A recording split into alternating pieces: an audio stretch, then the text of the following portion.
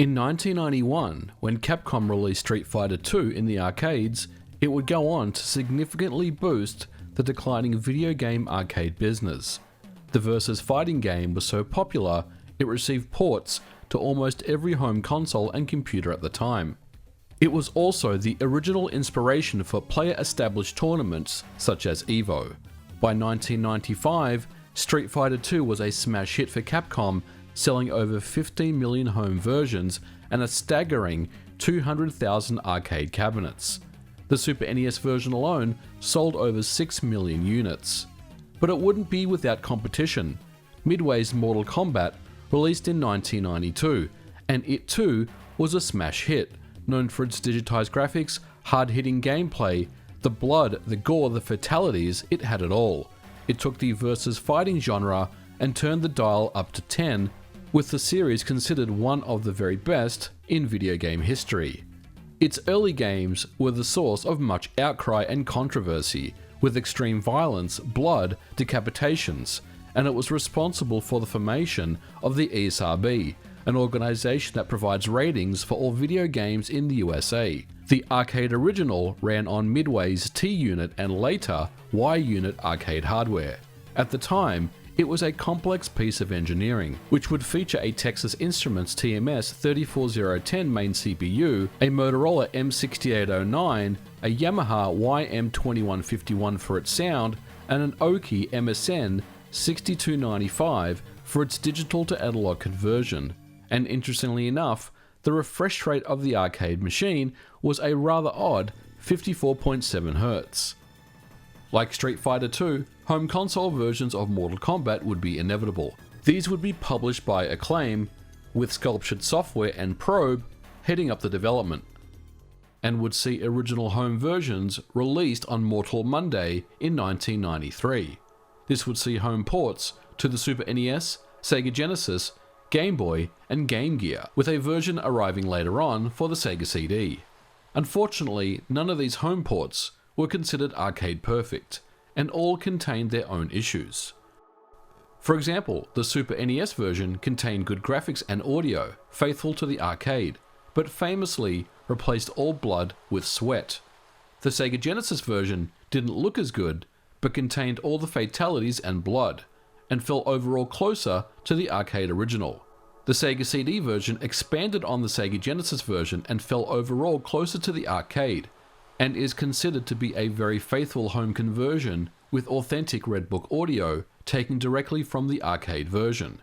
Over on the home computer, it would also receive ports to both MS-DOS and the Commodore Amiga, with the MS-DOS version considered to be the best home conversion out of all the systems that we just covered. By the early 2000s, the Multi-Arcade Machine Emulator, or MAME, would begin supporting Midway T and Y unit games, and it would be possible in early versions to run Mortal Kombat. But as is the nature of emulation, especially earlier versions of MAME, many hacks would be used for its speed. By 2004, Mortal Kombat Deception was released for the original Xbox and Sony PS2. This would contain emulated versions of the Mortal Kombat arcade game, and while they were dubbed Arcade Perfect, unfortunately they contained issues when it came to sound and graphics. It would be around the same time when early plug-and-play retro television devices would appear. These would be cheap $20 to $30 devices that ran on batteries, plugged directly into a TV, and allowed you to enjoy retro releases from past generations. One such device would be the Mortal Kombat TV game from Jakks Pacific. The system would retail for $25 and ran on 4 AA batteries. The console is a system in the shape of a Mortal Kombat arcade machine with a large 8-way directional D-pad and button layouts that match the arcade machine. It plugs into your TV via composite cable and only supports mono audio. Now this may just sound like a cheap knockoff emulation device, but turning on the system reveals something interesting. Initially, you may think that it's running the Super NES or Genesis versions under emulation, but on closer inspection, the character sprites are much larger, almost arcade size, and the speech sounds much truer to the arcade as well.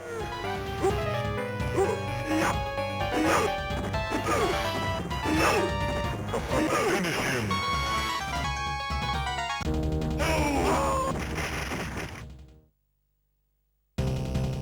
Sub-Zero wins. Fatality. So what's actually going on here? Well, as it turns out, the Jakks Pacific version of Mortal Kombat, as we will call it, is an entirely custom port, specifically coded and built for the device. And it's one of the most intriguing ports that I've ever seen. Digital Eclipse was responsible for the port with the entire codebase, written by a single developer, Chris Burke. When you first turn on the device and dive in, it's apparent that this version is quite faithful to the arcade, a step up from the home console versions. The sprites and animations are all there, but sacrifices had to be made.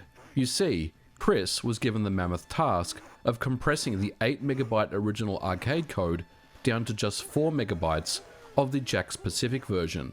And that's only the beginning.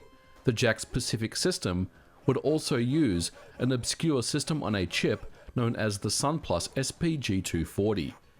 Chris would have to painfully convert each assembly instruction from the original source code line by line to target the Sunplus. He would say, "I rewrote the underlying game engine, developed all the data conversion tools, and hand translated every line of the original coin-op Mortal Kombat source code into the language and operating environment of this new hardware platform. I find that line-by-line translation is a must to preserve gameplay on low-cost platforms that would be swamped by CPU demands of hardware emulation. It's difficult, like translating poetry." His hard work would certainly not go unnoticed. And for $20, this is a very impressive port of Mortal Kombat, featuring all fighters, all the blood, all the fatalities, and contains some interesting and unique features only available on this version. If we analyze the sprite data, if we look at Sub-Zero, on the arcade version, he stands at around 139 pixels in height. Over on the Super NES and Sega Genesis home console versions, they are much smaller, at around 98 pixels. But the Jakks Pacific version is at around 107 pixels in height. Certainly not one-to-one of the arcade, but impressive for a $25 TV system. While the sprites and animations look and feel great, many sacrifices were made along the way, notably the static backgrounds and removal of parallax scrolling. Some stages contain up to 5 individual layers to create the feeling of depth. In the Jakks Pacific TV version, as you can see, it's a single background scrolling layer, and all animations that were previously in the arcade game have been removed. But this would not be a simple task. Chris would go on to say, "I reconstructed image assets, including every layer of the multi-layer parallax scrolling backgrounds missing from Midway's source code archive. This was done by overlaying and hand masking hundreds of screen captures from the original game to produce each pixel-perfect panorama." But when we talk about games that are much larger in size than the targeted hardware, compression plays a major part. To deal with memory constraints, the fighters are stored as a series of zip-compressed overlays. A sophisticated cache keeps the most used frames of animation in memory and loads the others on demand, minimizing decompression. Many backgrounds were simplified in order to take advantage of the hardware's multi-layer background scrolling. Chris's compression system becomes apparent when you get to the endurance matches, and it's at this point is when you'll notice a slight pause and a loading screen when the next fighter is loaded in and uncompressed.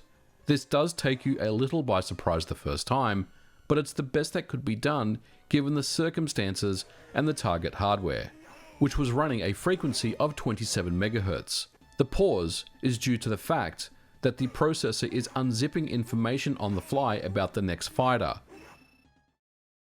Eventually, you'll come across the fight with Shang Tsung, and for those who haven't played Mortal Kombat, he has the ability to morph into each of the other characters in the MK roster, and just when you think that this fight will be riddled with loading pauses, as it happens, there is absolutely no loading at all during the morphing sequences.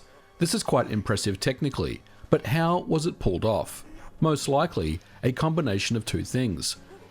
The stage background, Goro's Lair, is the least complex out of all the stages, and looking closer at the floor has many repeating tiles, as compared to the arcade, which is much more randomized. This would free up memory for loading additional fighters. And secondly, and most importantly, the fighters are likely not loaded with their entire animation and move sets, rather a cut down version of them, in order to seamlessly allow Shang Tsung to morph into any of the other MK fighters without any pauses. The original fighters from Mortal Kombat are back, all inside one controller from TV Games. Just plug it and play it. Then link up 2 controllers and finish him. Technically, the game is excellent, running on a cheap ARM-powered SoC that was well before devices such as the Raspberry Pi, and was required to run in the confines of only 4 megabytes. But what's here feels terrific, offering up the classic MK experience on a $25 TV device. But the biggest downside for me is that the game is simply too easy. Although it's painstakingly ported in assembly from the arcade, something along the way went missing.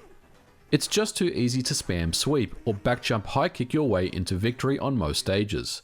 On the arcade, you can get away with doing this for about 2 or so rounds, but the difficulty quickly picks up and it will destroy you if you don't learn how to utilize the strengths of your character and understand combos. Another unique part of the Jakks Pacific TV version of Mortal Kombat is the ability to link up another device and embark in local multiplayer. A specific communication layer and synchronization code was developed specifically for this version. Unfortunately, I've been unable to test this as I don't own another TV unit, but I'm told that the experience is very good. It's also worth mentioning in recent times that the game was preserved and is available in MAME. The mysterious Sun Plus processor has been emulated, and the Jakks Pacific version of Mortal Kombat has been dumped and available in MAME as of version 0.219. And it's all here if you want to try it out for yourself.